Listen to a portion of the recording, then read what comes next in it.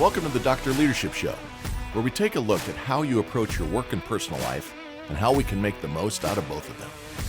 A weekly get-together where we get real about self-improvement and development as we all make this not-so-easy journey through life. Our discussions will cover ideas and concepts from how to grow your career to how to lead your family towards prosperity and happiness. We don't pretend to know it all, and the doctor is the first to be vulnerable, discussing his own weaknesses, both past and present. This is about growing together and having some fun while we discuss what is happening in the crazy world we live in and how to make the most of it. Let's strive for awesome together. Let's get after it. Hey everybody, welcome to another edition of the Dr. Leadership Podcast. All right, man. You ready to go? I'm ready to go. It's another awesome day. Again, last week talked about football's going again, man. Cannot wait till next week, see what happens. Cannot wait. Hopefully your team had a great week 1, had a great week 2. I don't know the outcome of week 2 right now because I record these in advance. Got the Iowa Hawkeyes against the Iowa State Cyclones next week. The big state rivalry. Go Hawks. Hope it goes well. Remember, check out the website. Check out the membership content. www.drleadershipresults.com. Give us an email, man. Send us and say, loving it, hating it, doesn't matter. I don't think you're important in my life. I don't care what message you send. Just send me them. I like getting them. That can be at drleadershipresults@gmail. And remember, last week we talked about being a trendsetter, not a follower. This week, I want to talk about character is fate. Character is a very important thing. Having it, awesome. Having bad, no bueno. I want to just go through some commentary here. There's timeless adage. Will determine your destiny. And that is character is fate. Character is fate comes to us from the Stoics through Heraclitus. Now, if you don't know who the Stoics are, these are philosophers from days gone by. And when I say days gone by, like when the 0 years happened, right? 0 AD onward, or when the Stoics came about. And they were very, very, very thoughtful people. Very, very, very smart people. Didn't have Google to look stuff up. They had to come up with this stuff on their own. But the Stoics are somebody that you should look into if you aren't aware of them. First of all, there's a lot of military history there. That's how I know them. From the Roman times. Again, you may not know or may not remember, haven't heard the episodes when I said it, when I covered my background, episode 2, because my wife said you got to give more background so you got relevancy to the audience. Did that. Go check out episode 2. Episode 1, skip it. Episode 2, I talk about why you should listen to me or give you some reasons why you ought to at least consider listening to me. And I'm a history major, business minor, but I had military history. And a lot of that goes back to Roman times and the conquerings that they did, Greek times. It goes into the dynasties of the Asian markets the Asian historic times, etc. But the Stoics are a great time to look. This is when the philosophers, a lot of the statues you see when you walk around Florence and when you walk around Rome, those are Stoics, philosophers of the time. So after death and taxes, fate is destiny, character is fate. Fate is destiny. Character is fate, is what I meant to say. After death and taxes, this is a timeless adage. And the Stoics believe this will determine our destiny, whether we like it or not. If you are a good person, better destiny. If not, Just take a quick glance around the world and across history, and it confirms that those with good character had great outcomes. Those with lack of character, history's not so kind to. The basics are this.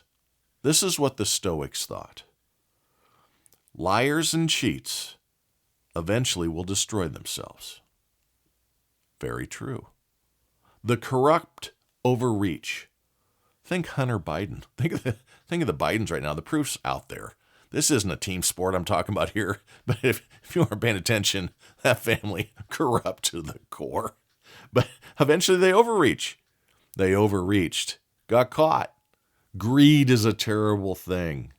The ignorant make fatal and self-inflicted mistakes. There's a lot of ignorant people in the world. There's a lot of corrupt people in the world. There's a lot of liars and cheats in the world, and you can spot them a mile away. The egotistical ignore data, that data that challenges them, and the warnings that could save them. Egomaniacs are a problem too. That's a terrible lack of character. I'm going through all the lack of characters here if you haven't figured this out. I'm telling you what not to be. Don't be a cheat. Don't be a liar. Don't be corrupt. Don't be ignorant. Don't be egotistical. That's the first 5. We got more.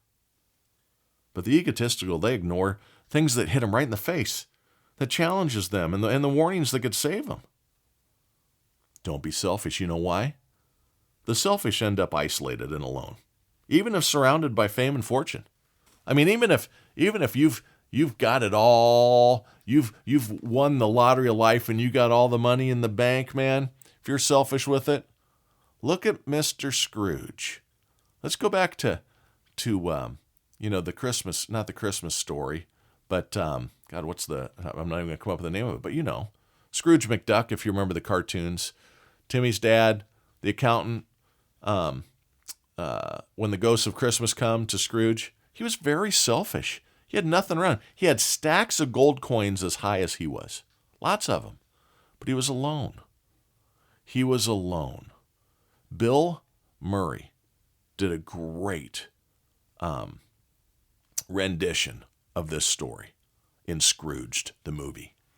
Go watch it if you haven't seen it. Hysterical, great supporting staff, and tells a great story. He was wealthy, powerful, he was selfish, and he was alone. It's a terrible place to be. How wonderful is the view from the top of the mountain if there's no one to enjoy it with? Let character be a guiding light to you. Don't let desires, don't let want, don't let things drive you towards your goals. Let good intentions. Let the desire to help. Let the desire to lead. Let the desire to drive improvements. Let the desire to be trend-setting towards just being good human beings with lots of character be your guiding light, be your North Star. Robbers and perverts, killers and tyrants, the ones that Marcus Aurelius wrote about, always end up in hell of their own making. It's a law as true as gravity. Now, again, I'm speaking as a historian. You may not know who Marcus Aurelius is. He was a Stoic philosopher. He was also Roman emperor. And remember I said it was early days? He was a Roman emperor from 161 to 180 A.D. Now, this is an important time because he was the last of what they called the 5 good emperors, where peace and stability prevailed for many, many years. There was wars, but Marcus Aurelius, he wrote about robbers, perverts, killers, and tyrants, and about how those character flaws, those are bad ones, let's face it. A pervert, worse than a liar, I'd say. Killer's worse than a liar. Don't do either. We got a lot of perversion in this world right now. Just keep your eyes open on that. These people that are trying to empower that towards our children, there's something wrong here, man. But Marcus Aurelius spoke of this, and he was the last of the 5 good emperors, right? And this good time was known as the Pax Romana. The writings I referred to here around Marcus, he called it his Meditations. Look it up. It's a very good read. It's a little dry. Look it up. I refreshed myself before this. I didn't remember all this. I had something come across my screen, and I went, I need to talk about Marcus and character's fate. I think this ties in good. So bad character might drive someone into a position of leadership, let's say. Because their ambition, maybe it's their ruthlessness, their shamelessness. But eventually, inevitably, no matter what, this supposed strength that they use to get there becomes their Achilles heel.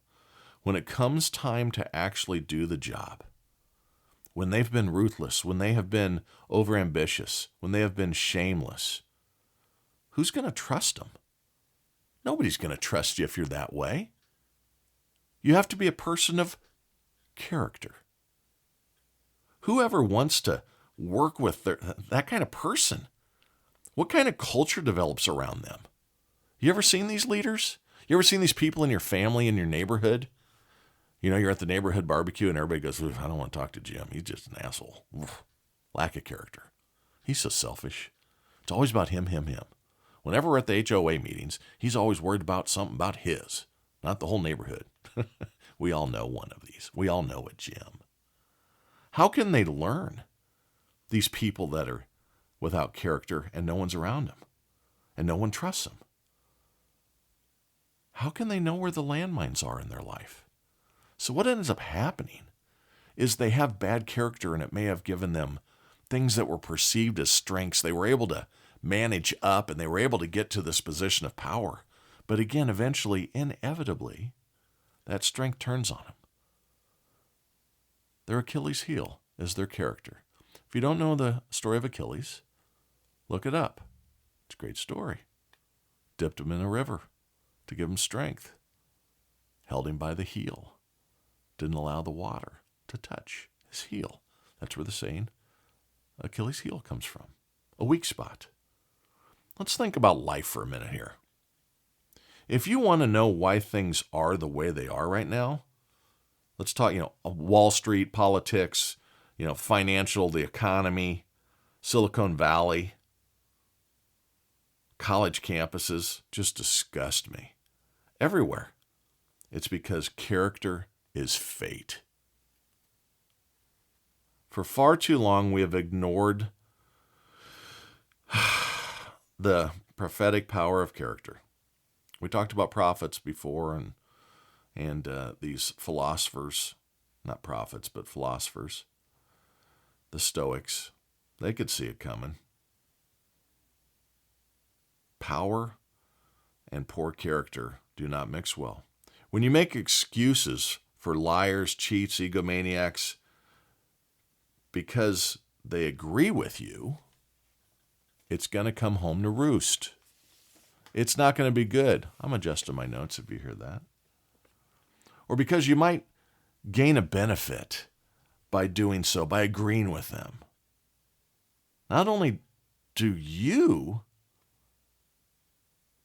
let me see, how do I want to say this?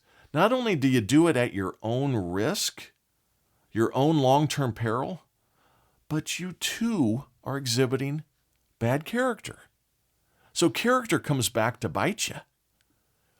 You can ride along because the powerful, I don't care that they're a bad character. They're going to drag me to good things. Or I don't care that so-and-so that's offered to help me is dirty or bad. I need the help. You too have a character issue if you dive in with them. The pool is tainted. Don't get in the water. If you take dirty money to help yourself, then you too are dirty. If you utilize a liar to help you get a power position, you too are basically a liar. If you follow a lie to gain benefit, then you too are a liar. End of story. So character is fate. This always comes back to bite you. That's what's happening right now on every continent, every corner of culture, at every turn, because again, character is fate. So the moral of the story is simple. Lead with integrity. Be of solid character. Short-term gains are not worth a bad legacy around your fate. You have to understand that great things don't happen quickly very often. We talk about this a lot. It's why we plant a tree a day. It's why we're trendsetters, not followers. Think of the great people in life that stepped out against the norm. Religious figures, insert your religious figure here. They took a different tack. They turned the ship a different direction. Think of great coaches. Think of great teachers that had impact on you. Think of a parent that had an influential impact on you. Think of great leaders in our character's history. They were people of good character, typically. George Washington could not tell a lie. Now, he lived in an imperfect time, and judging on today's credentials of if you're good or not, he has some freckles, there's no doubt. Thomas Jefferson, same thing. Lincoln, same thing. Man, a character. He risked the destruction of the greatest country ever known to mankind because slavery was wrong and he knew it. And you can twist it and say he wasn't really against it, but he was. Great man. That character was so threatening to this world, the evil in this world, that they shot him and killed him as a coward in the back of the head while he was being entertained in front. That's why we have the Secret Service today. Protect the president, much differently than we used to. There are cowards. Think of the person that tried to kill the Pope. The Catholic Church has had some challenges, there's no doubt about it. But a terrorist tried to kill the Pope because of religious differences. Pope's pretty good character. It's about goodness.